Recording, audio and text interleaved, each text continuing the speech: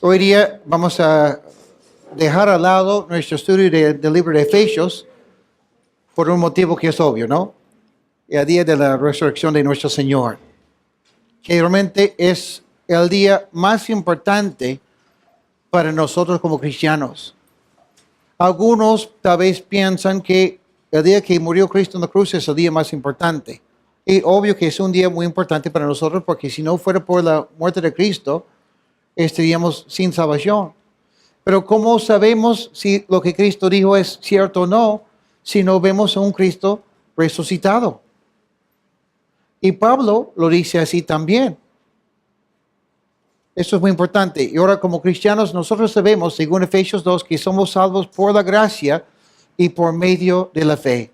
Que no es de nosotros, sino es don de Dios. Pero esa fe que tenemos como cristianos no es una fe ciega. No es una fe que dice, bueno, yo creo así y tú tienes que creer también. Y si no crees es que no tienes fe y bueno, ahí nos quedamos. No. Realmente tenemos, creo yo, una gran oportunidad en el Perú, en nuestro tiempo. Antes la gente estaba bien pegada a sus costumbres, pero las cosas están cambiando. Y cada vez vemos a un país más secular y un país menos religioso. Yo personalmente lo veo como una gran oportunidad. ¿Por qué? Porque nos da la oportunidad de compartir lo que nosotros creemos y darles a las personas las razones por las cuales creemos que la palabra de Dios es palabra de Dios y no es cualquier libro. El apóstol Pablo también lo dice. Busquen en sus vídeos 1 Corintios capítulo 15. 1 Corintios el capítulo 15 y vamos a comenzar con el versículo 14.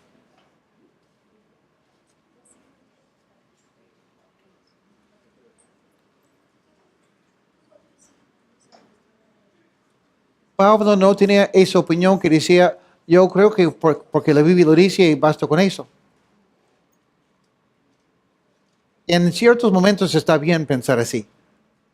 Pero cuando vamos a hablar con aquellos que no conocen al Señor y tienen sus dudas, es importante entender ciertas cosas. Aquí dice Pablo, y si Cristo no resucitó, nuestra predicación no tiene sentido, es en vano. Y tampoco no tiene sentido la fe de ustedes.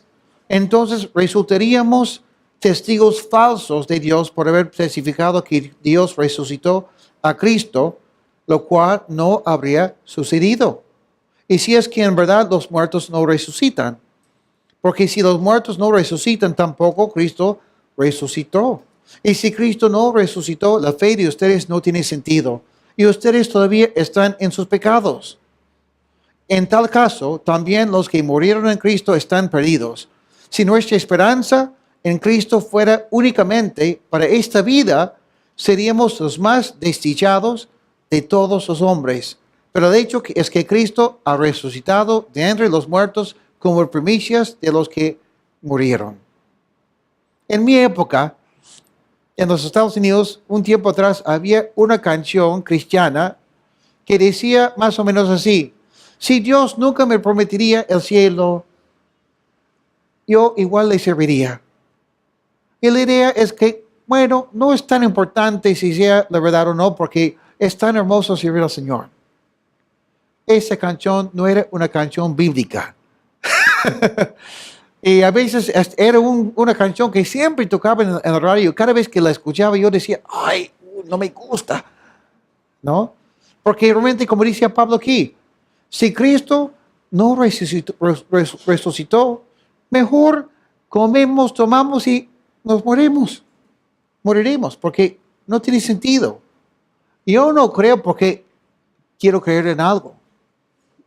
En el momento que una persona me puede mostrar que mi fe no tiene base, que no es una fe cierta, voy a dejar de creer. Pero como cristianos es importante saber no solamente qué creemos, sino por qué. Hoy en día hay muchas personas que están siendo engañadas por unos que supuestamente saben.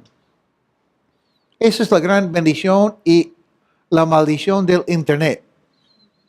Porque cualquier persona puede hacer un video en YouTube, escribir un blog o algo así, Y la gente dice, a mí lo que dice.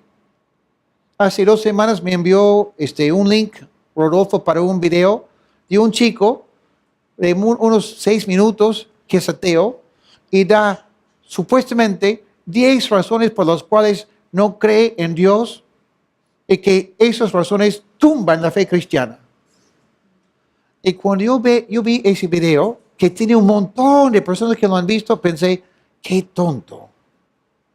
Porque yo creo que este chico, sin saberlo, da vergüenza a los que realmente son ateos serios. Porque sus argumentos son tan fáciles de tumbar que cualquier cristiano que tiene 6 meses en la fe, que ha estudiado un poco de la palabra, sabe cómo defender su fe, pero impresionante. ¿Cuántos comentarios? Ay, qué bueno, y yo digo, qué tonto.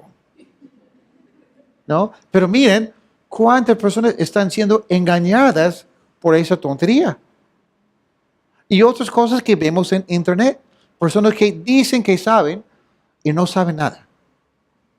Y no lo digo como un hombre soberbio, sino que si uno se pone a estudiar, y no solo estudiar lo que dicen los cristianos, sino los mismos ateos dicen que lo que ellos dicen a veces no tiene nada que ver.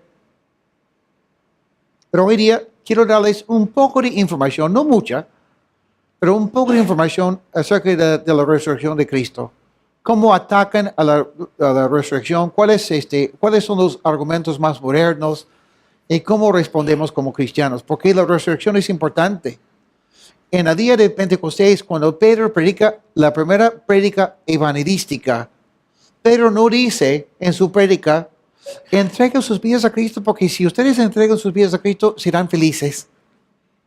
La base de su prédica se encuentra en Hechos 2:32, cuando dice Pedro, pues a este Jesús Dios lo resucitó y de eso todos nosotros somos testigos.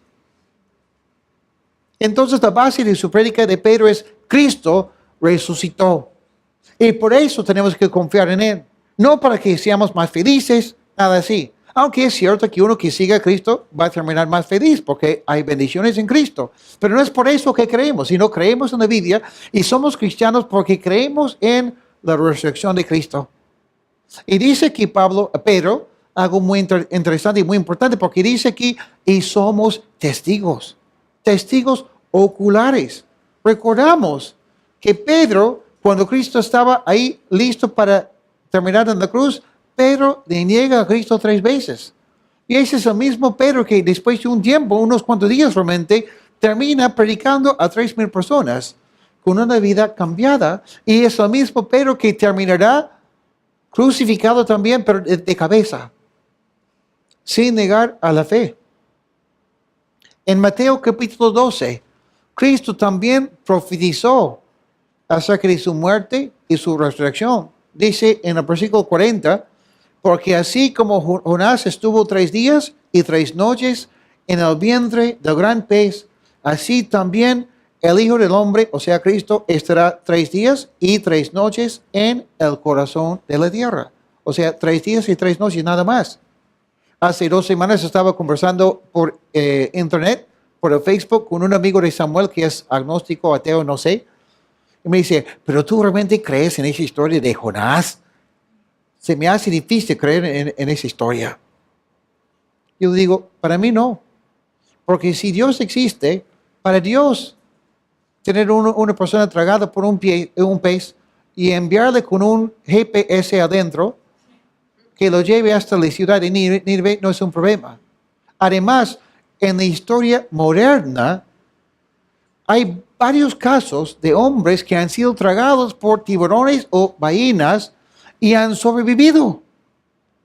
Estoy hablando de la historia moderna. En el periódico de Nueva York, hace unos años atrás, salió la historia de un hombre en Nueva York que fue tragado por un tiburón, sobrevivió, y ahí ponen la foto de él. Y los testigos oculares también. Entonces, ¿cuál es el problema? Pero realmente el tema no es Jonás, sino la resurrección de Cristo. ¿Cómo sabemos que pasó la resurrección? ¿Cómo sabemos que ha existido Jesucristo? El año pasado leí un artículo por por un supuesto experto, porque escribe un blog, eso le hace experto, ¿no? Donde dice, lo curioso de la Biblia es que la Biblia es el único libro de la antigüedad que menciona a Jesucristo. ¿Dónde están los demás libros que mencionan a Jesucristo? Simplemente existió Cristo porque nadie más lo menciona. Y me imagino que cuántos cristianos escuchan eso y dicen, buena pregunta, ay, yo no sabía. Y, claro, ¿por qué los otros libros no lo mencionan? Ojo, eso es lo que tenemos que ver hoy día también.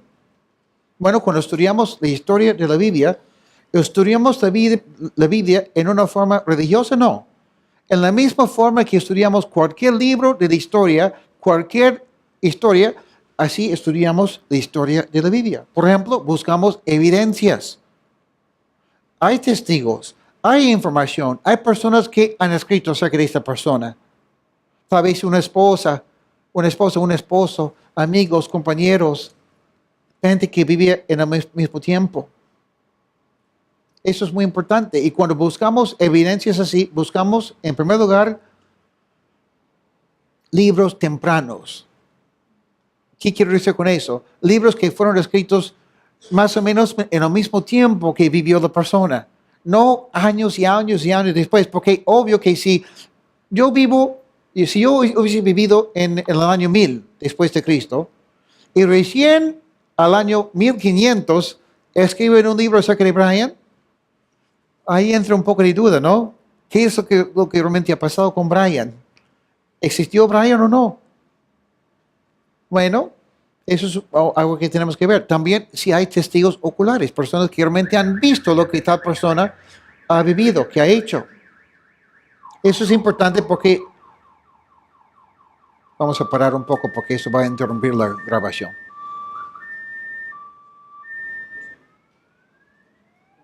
Okay.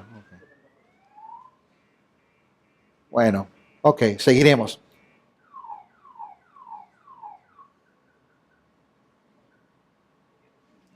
Gracias, Señor.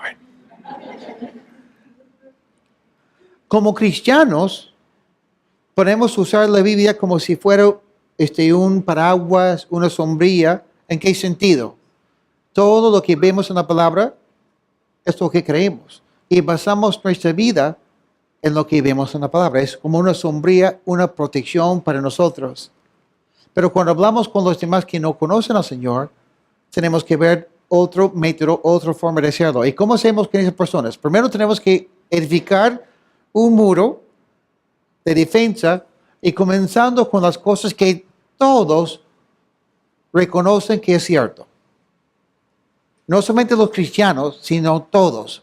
Cuando digo todos los que realmente han estudiado el tema, porque si hay cualquier tonto por ahí que puede decir que no es así, ¿no? Pero cuando hablamos de cómo defender la fe, primero buscamos información que todos reconocen que es esta verdad, ¿no? Entonces, buscamos primero información temprana, después testigos oculares. Y buscamos evidencia que sea evidencia que no solamente es de una persona, una fuente, sino de varias fuentes. ¿Ok? Eso es importante. Y por eso he comenzado con 1 Corintios hoy día. Porque aunque no podemos decir como cristianos, bueno, yo creo así porque la Biblia lo dice. Entre nosotros sí. Pero con una persona que no cree, ¿cómo va a ser eso? Te va a decir, pero yo no creo en la Biblia. Ahora, reconozco que el Evangelio es poder de Dios para salvación. Y siempre tenemos que predicar el Evangelio. Pero a veces tenemos que hacerle a la persona ver que el Evangelio tiene sentido. Que tenemos evidencias, ¿no? A eso vamos. Entonces, cuando hablamos de los historiadores, tanto los cristianos como los ateos, todos reconocen que el apóstol Pablo escribió por lo menos 7 libros del Nuevo Testamento. ¿Y cuáles son? Romanos, 1 y 2 de Corintios, Gálatas, Filipenses, Primera de Tesalonicenses y Filemón. Otros también ponen en esta lista el libro de Colosenses, otros no. Por eso, los 7 que todos están de acuerdo, tanto los ateos como los cristianos, que Pablo escribió esos libros, esos son Romanos, 1 y 2 de Corintios, Gálatas, Filipenses, 1 de Tesalonicenses y Filemón. Por eso hemos comenzado hoy día con 1 de Corintios, porque aunque no podemos decirle a la persona, la Biblia dice así, porque eso lo creo, sí podemos usar la Biblia porque todos reconocen que este libro fue escrito por el apóstol Pablo. Y además, los ateos hoy en día, también todos los que son estudiosos, los que son eruditos, reconocen que Pablo ha sido un hombre muy inteligente, un buen filósofo y un hombre sincero, un hombre honesto. Por eso hemos comenzado con 1 Corintios, ¿ok? Eso es importante cuando hablamos de la resurrección porque hemos visto que Pablo dice, si Cristo no resucitó, nuestra fe es bamba, no tiene valor.